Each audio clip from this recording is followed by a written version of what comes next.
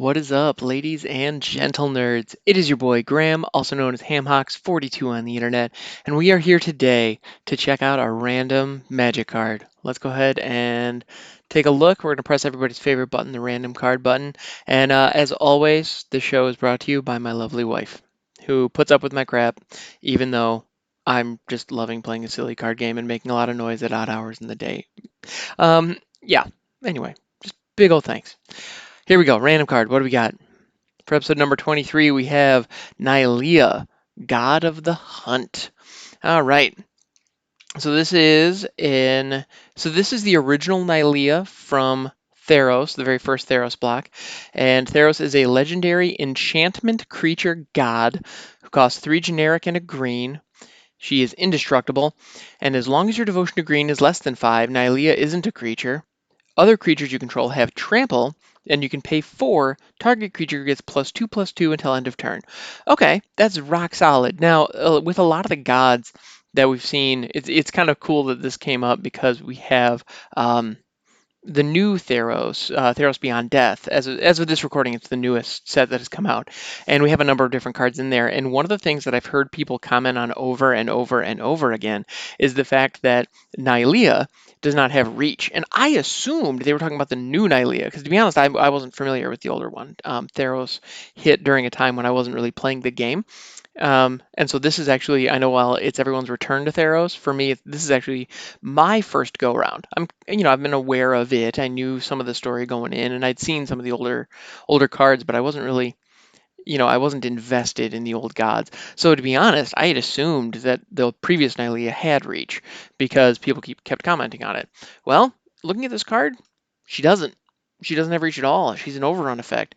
Now, the reason that that is noteworthy and the reason that that's so funny, and at least I find it funny, is because reach historically, there are two different types of creatures that get the ability reach.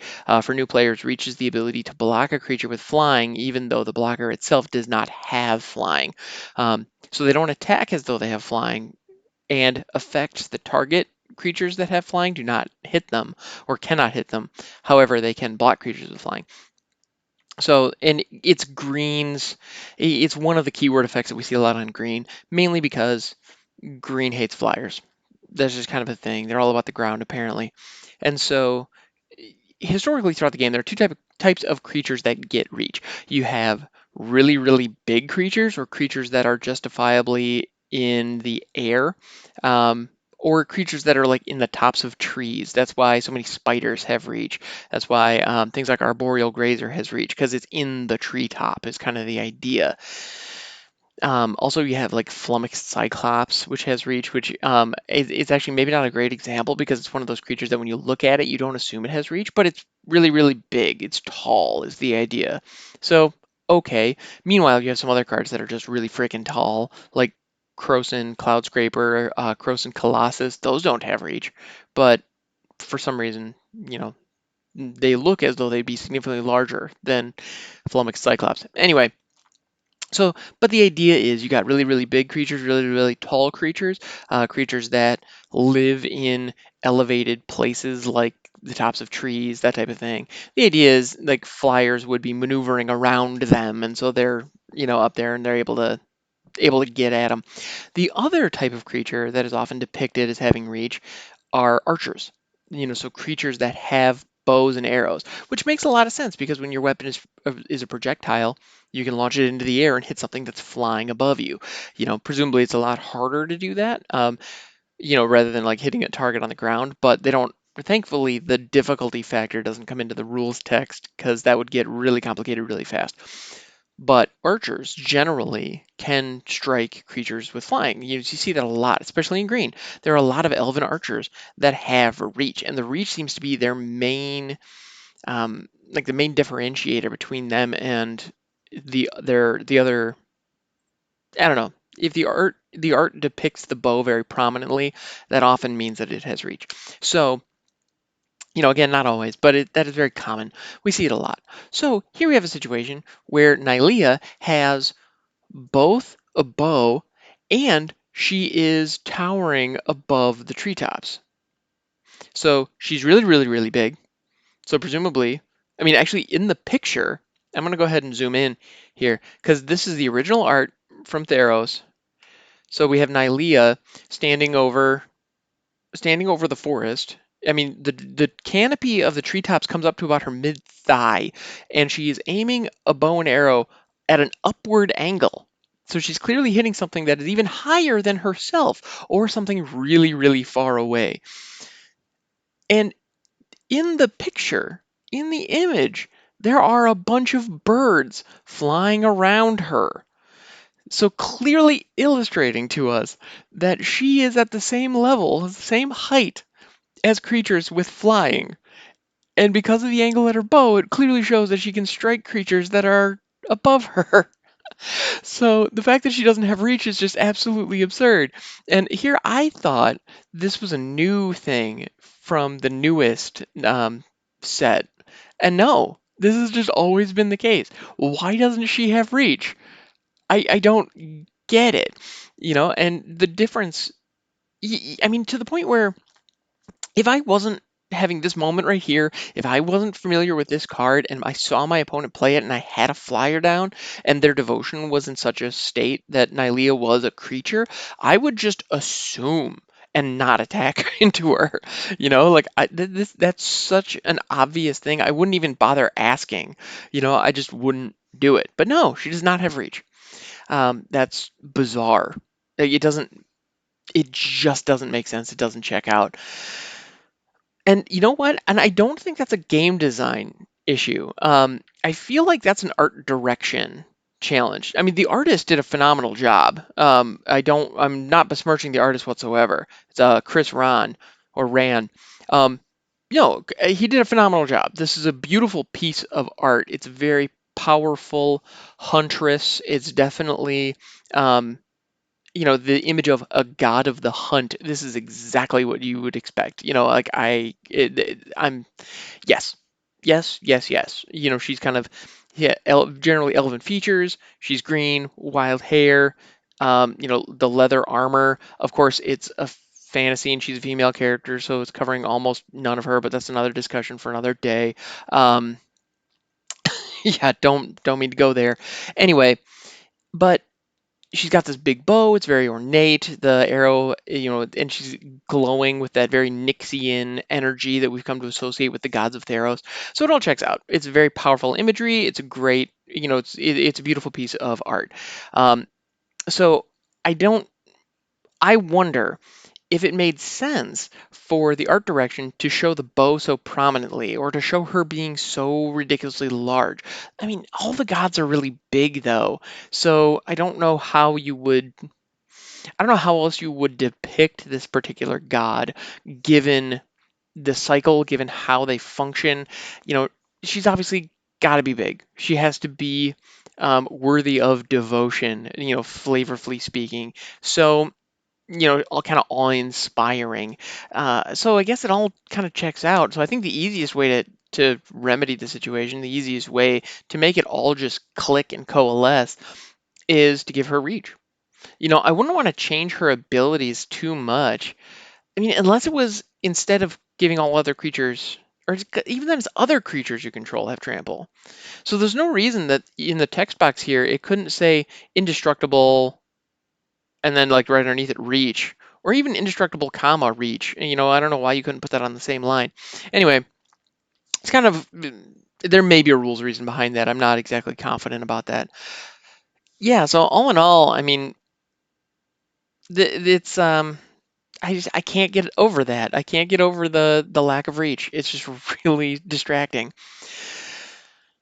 But that is what it is. Let's go ahead and move on from there. So she is indestructible, as all the Theros gods are, which is rock solid. Of course, there are a whole bunch of exile effects nowadays, so that is you can work with that or work around it if you're the opponent.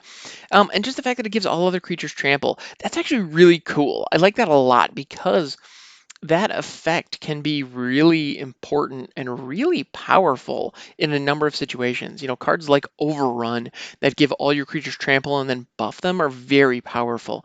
The one thing about Nylea that I don't love is that the her secondary ability, the Mana Sync ability, where you can pay 4 and give a target creature +2/+2. 4 is an awful lot for just 2. So that's not great. You can target her though, so that's kind of cool. Although she does not have trample. And actually, I'm realizing that this design where she's giving everything else a buff, but she herself does not get it, is very similar to the new Perforos because he gives all of your creatures haste, except he himself does not have haste. So that's interesting. And when you use him to cheat in a Cavalier Flame, the Cavalier Flame gives him haste and everything's fine. But anyway, um, yeah, so I mean, I feel like the 4 is just a little too expensive. In limited, this thing is a freaking bomb just because having a late game mana sink that powerful, plus, I mean, drafting green, you're going to have a lot of creatures, the devotion is going to be there, and then you can give them all trample. I mean, that's money. But of course, it's not a hot take that the Theros gods are good and limited.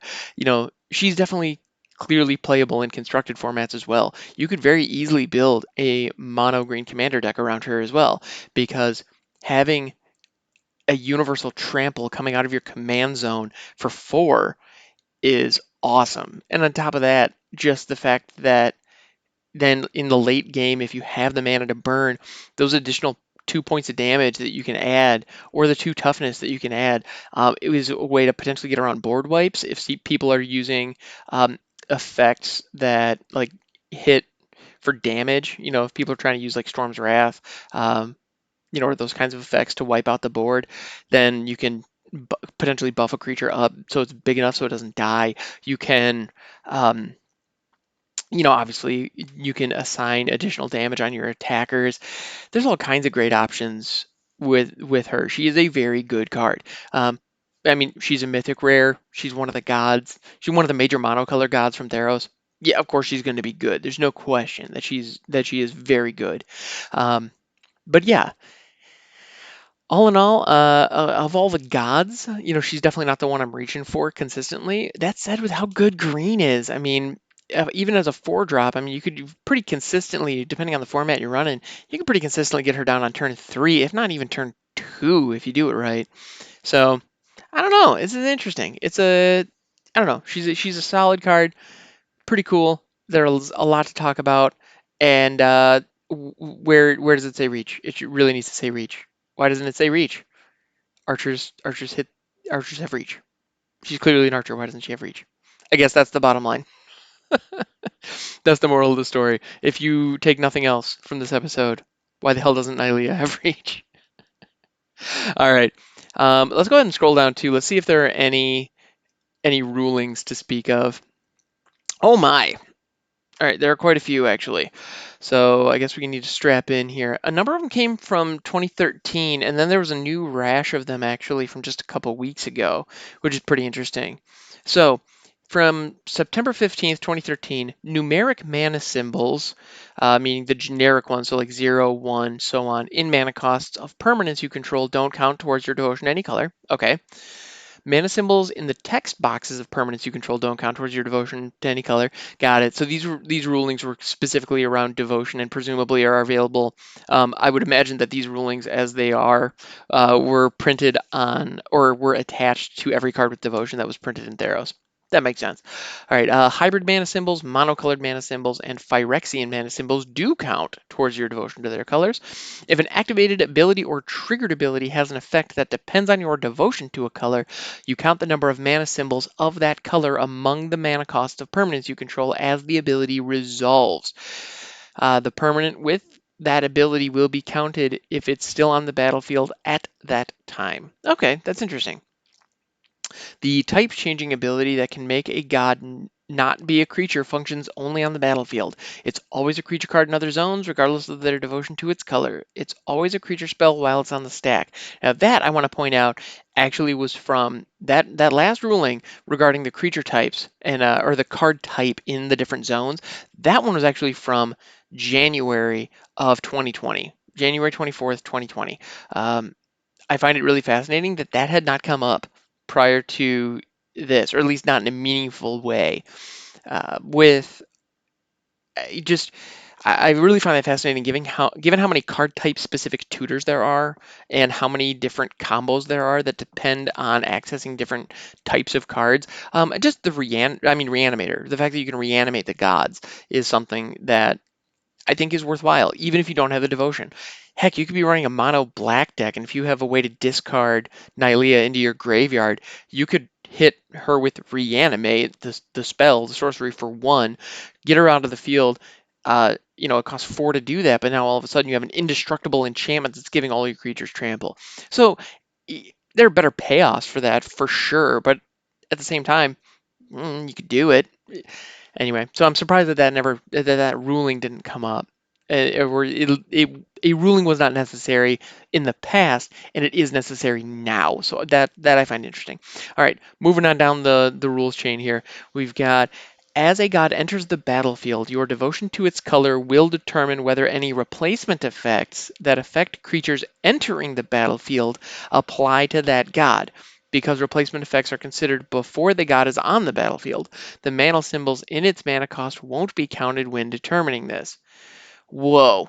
All right, I didn't follow that. Let me go and try that again.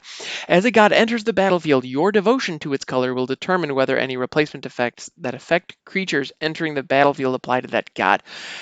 Interesting. Okay, so if a spell or if an effect is on the battlefield and it impacts, well, it's whenever replacement effects that affect creatures. So if something would trigger upon a creature coming into the battlefield, it depends on whether or not it's a creature as it enters the battlefield. That's interesting. If I'm following that correctly. Now, the fact that it says replacement effects specifically, that is something that I do wonder about that. Anyway, that's interesting. That's yeah. Let's keep going. This might be answered. When a god enters the battlefield, your devotion to its color, including the mana symbols in the mana cost of the god itself, will determine if a creature entered the battlefield or not for abilities that trigger whenever a creature enters the battlefield. There it is. Okay, so when you are playing the god, including the mana symbols, okay, got it. So the previous one is saying that if a spell or ability would trigger upon a creature entering the battlefield, something like, well, I'm trying to think of a good example, and I'm not coming up with any, but the idea of like if a creature would come into the battlefield, something else happens instead. Um, where yeah, I'm really struggling to come up with a good example. But if it would replace the creature coming into play, like if it was an ability where when you played a certain creature or when a creature came to the battlefield, the owner took it off, shuffled into its library and revealed cards until it hit one. I feel like those are out there. Anyway, those are impacted, or those occur only if it's coming in as a creature with without counting its own devotion, which is interesting. Meanwhile, if there's an ability that triggers upon a creature entering the battlefield, that is also dependent on whether or not it's a god. However, that does get to count the god's mana symbols. It, yeah, that's really interesting. All right. Presumably because it's going to check yeah, well, okay. That's something that I need to bone up on that, because I want to be able to make sure that I'm providing you guys with the right information. All right, so moving on down the line, if a god stops being a creature, it loses the type creature and the creature type god. It continues to be a legendary creature. Okay, cool. So if I have just enough devotion for Nylea to be a god and you try to target it with something, and I was able to sacrifice like a Llanowar Elves, drop my devotion down to 4, and all of a sudden she stopped being a god, then your effect fizzles and it can't be counted. Okay. Meanwhile, same thing happens if I'm trying to use an effect that forces me to target a god for any reason. Like if I'm only able to hit creatures with the type god, then losing the devotion and it going back to an enchantment is a way of fizzling that. So okay, cool, interesting. All right. Next up, the ability of gods functions as long as they're on the battlefield, regardless of whether they're creatures. Okay, sure. Otherwise, they'd be useless. Otherwise they would be nowhere near as good. I wouldn't say useless, but basically the way that they function right now is just they are enchantments if you don't have the devotion. And that makes sense. And that is what it is. All right, cool. So moving on down the line again, we have 3 left. So let's power through these. If a god attacking or blocking, one more time. If a god is attacking or blocking and it stops being a creature, it will be removed from combat. It won't rejoin combat if it resumes being a creature later during that combat. Cool. That makes a lot of sense. So spot removal that your opponent can use to kill other permanents that have the mana symbols that are giving you the devotion is a way to remove a god from combat. That makes sense. Counters put on a god remain on it while it's not a creature, even if they have no effect. That makes good sense because there are a number of cards that allow you to put +1/+1 counters on like anything. And so the fact that you can put counters on a god and it stays on an enchantment makes sense. I've had some weird interactions where I have ended up having 1/1 counters on my lands, because they were creatures temporarily. Like that kind of thing happens. So the fact that it's an it's a counter that will not affect it as a yeah, that all makes sense. Actually, the new Heliod allows you to just directly put +1/+1 counters onto enchantments. Presumably that way you can put them directly on Heliod even if you don't have the devotion to make him a creature. So yeah, that new Heliod, by the way, freaking amazing. Just very, very good.